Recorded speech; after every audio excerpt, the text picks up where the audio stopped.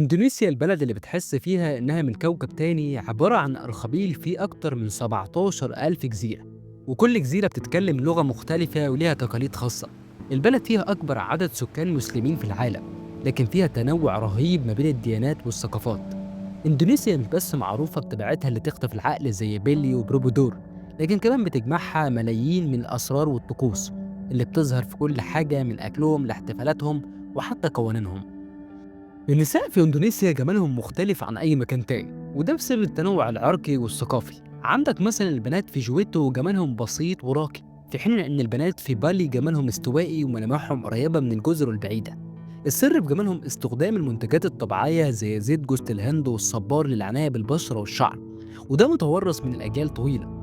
في إندونيسيا في طقوس قديمة اسمها القلاع، ودي عبارة عن خليط طبيعي بيستخدموه للعرايس قبل الفرح لتنظيف الجسم وتنعيم البشرة. الطقس ده بيعتبر أساسي عشان يضمنوا إن العروسة تكون مثالية في يومها.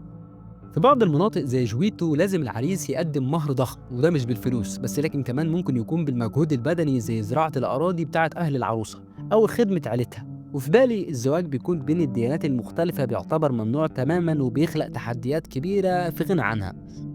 اندونيسيا بتنظم مسابقات جمال مش عادية زي بوتيري اندونيسيا، واللي بتشترطوا فيها ان المشتركين يكونوا محافظين على الجمال الطبيعي بدون عمليات تجميل او تدخلات صناعية. في بعض القبائل في اندونيسيا زي داني بيعتبروا ان الاسنان السوداء هي رمز للجمال والقوة. البنات بيلونوا اسنانهم بمزيج من الفحم والزيوت الطبيعية عشان يظهروا بالشكل ده. غريب قوي الشكل ده، مش عارف ليه.